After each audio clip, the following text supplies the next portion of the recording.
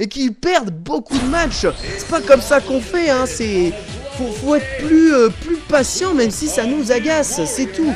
C'est tout, non mais ça c'est vraiment le genre de choses qui devrait absolument pas se produire. Voilà, tout simplement le degré zéro de la réflexion et le match que l'on donne à son adversaire. Voilà, on balance le stick, en l'occurrence là on fout la borne à terre. C'est un peu ça, mais c'est pas très joli hein, quand même, non seulement comme comportement, mais ensuite comme jeu tout simplement, je sais pas, ça devrait pas exister. Et encore ces problèmes de cartes pour le pauvre Sim qui décidément ne rentrera pas son ratio de victoire, pourtant il en gagne à des matchs. Malheureusement, impossible de comptabiliser ses victoires en matière de ratio dans sa carte. C'est vraiment un peu dommage ce genre de choses là. Allez, HK est opposé à Kappa, évidemment, le Rufus. Ça fait un partout, il me semble, entre les deux équipes. Rufus versus Dalsim. La glissade croisante qui est cassée par la descente du pied. Dalsim qui se retrouve dans le coin. Elle a essayé un saut à medium kick sur son adversaire. C'est le genre de truc dont ça ne passe vraiment pas. High punch tornado qui touche. Balayette stun. Terrible. Tornado pour en terminer. Kappa qui prend donc le premier round de ce match assez facilement finalement. Dalsim qui s'est trop vite fait approcher. Voilà, arrière H-kick, ça va le refroidir un tout petit peu. Le ex-Messia qui passe dans le vent. Arrière médium Yoga Flame. Là aussi le Yoga Fire touche. Incenter téléport cassé par la descente du pied. Cancel de balai de glissade pardon qui ne passe pas. Attention, bien joué, Kitro, light kick, chop. On cherche la barre de super avec un dragon. Feinte de descente du pied. Re-chop. On recherche la barre de super avec un dragon. Et il a refait la même phase. Évité par un téléport. Il se remet dans le coin dangereusement. Là, il se remet dans le coin dangereusement. Le Dalsim, la rage double touche là-dessus. Bien joué. Il casse les dégâts de saving. Il prend un high punch entière. Voilà, arrière medium kick. Yoga Flame, Yoga Inferno Super Cancel. Et Yoga Catastrophe. T'es dedans. Et boum. Ah, ça passe dans la garde. Le arrière medium punch qui a fonctionné comme un anti-air. Sim qui avait la position parfaite si vous voulez pour que rien ne lui arrive face à Rufus. Ce gars catastrophe était très bien joué. Si vous voulez, c'est ce qu'on appelle en mathématiques, ce qu'on appelle une martingale en statistique, c'est-à-dire que vous lancez ça et vous êtes sûr de gagner. Peut-être pas beaucoup, mais vous êtes sûr de l'emporter. Et c'est vraiment une position martingale. Voilà, attention, le double tornado dans le coin. Repart, pas un autre stun. Ouais, le Messia derrière descend du pied, c'est très mauvais. En arrière médium, Yoga. Ah, par contre, on voit un Messia la relever sur l'arrière médium. Réitéré par le joueur de Dalsim qui prend 2 light ex tornado. Le Yoga Blast qui fait double touche. Yoga Flame qui touche. Alors là, attention, il va falloir être très prudent. Encore un Yoga Flame counter hit. Instant téléport pour éviter de toucher le coin avant de trop s'en rapprocher. Très bien joué de la part de Dalsim. Attention là-dessus. Bien joué téléport pour prendre le bas gros point. Il backdash. Ah, il fait pas quand même beaucoup de dégâts ici. Il arrache la double touche sur la descente du pied. Ouais, c'est ça. En fait, il voulait éviter ça, si vous voulez, le joueur de Dalsim. Il voulait éviter double touche sur arrière HK. Il se dit, bon, hein, je vais plutôt essayer d'éviter ces sauts plutôt que d'essayer de les contrer. Et finalement, là, il va toucher le coin, ce qui est très bien joué de la part de Rufus, qui l'a poussé avec un angle d'attaque au descendre du pied qui n'avait pas spécialement pour idée de toucher le Dalsim, mais qui au moins le pressait. Voilà, c'était une sorte de petit wing zoning, quoi, c'est-à-dire du zoning sans toucher l'adversaire, qui a repoussé finalement Dalsim dans le coin et il a réussi à arracher sa double touche pour remporter ce match.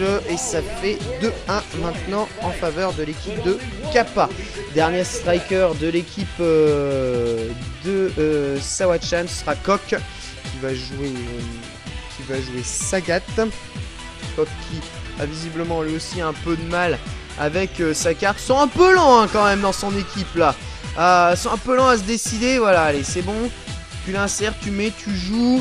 La finale de ce bloc D. Je vous rappelle que tous les blocs durent 3 tours. Voilà, premier tour, demi-finale et finale. Voilà, quand je parle de premier tour, c'est en fait le quart de finale de bloc, qui correspond je crois au 32e de finale du tournoi lui-même. Avec ici donc finale du bloc D entre Kappa et Kok. Kok qui n'a pas le droit à l'erreur, qui doit absolument sortir Kappa. Puis comment Tateyama pour qualifier son équipe pour la finale pour les phases finales pardon de ce Nagoya. Là, c'est ligne relâchée dans le vent pris par un Balight ex-tornado, la chope à la relevée, c'est bien joué. Allez, descend du pied, feinte, le HK qui passe dans la garde. Dans la garde, Tigerni, c'est pas safe, c'est pas safe. Ah, il y a le step medium punch qui n'est pas sorti malheureusement pour Kappa, ça aurait rajouté un peu de dégâts. Descend du pied chop, on rush, descend du pied cross-up, descend du pied target tout. Tornado pour gratter, bas medium kick pour éviter évidemment la fuite de son adversaire. On essaye de se rapprocher au maximum et le bas medium kick qui touche. Bien joué, Kappa qui remporte donc ce round là. Allez, c'est parti, deuxième round entre Kappa et Coq. La balayette qui passe dans la garde, Tiger Shot, le bas medium kick encore dans la garde et il se fait couper le saut par un HK. Coq quand même en difficulté, il n'a plus le droit à l'erreur, hein. Il n'a plus le droit de perdre le moindre round, sinon son équipe se fait sortir de la compétition, ce qui serait vraiment dommage. Coq a largement la capacité de sortir ce refus, on le voit ici sur ce deuxième round avec le HK qui passe, HK dans le vent, attention, HK dans la garde, un petit kick trop, la chope qui passe, descend du pied, non bien joué, saut medium kick, target combo tout ultra, le saut medium kick est passé cross-up dans le coin droit qui permet de juggler l'ultra pour Rufus qui revient à égalité, descend du pied cross-up, retarget. Par contre il a rien derrière là, Kappa descend du pied cross-up, HK qui passe dans la garde. Et évidemment Tiger uppercut cancel avant HK tout ultra. Non là-dessus c'est vraiment dégueulasse là ce qui vient de se prendre Kappa malheureusement.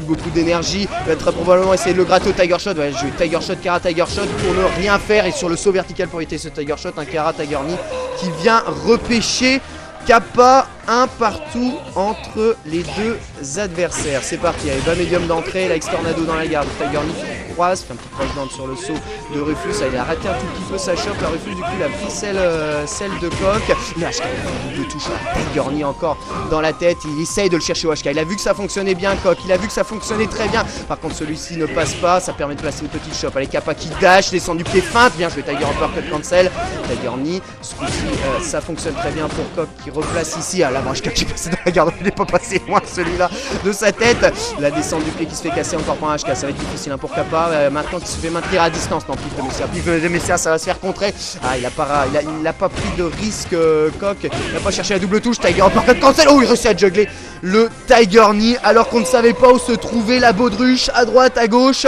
il a réussi quand même à venir le repêcher et à remporter ce match. Et ben il garde un espoir, ça fait 2 partout entre les deux équipes, ça va donc être la belle, celui qui va remporter ce match va dans les phases finales de ce Nagoya Street Battle et pour affronter tous ceux qui se sont qualifiés dans les 3 blocs précédents.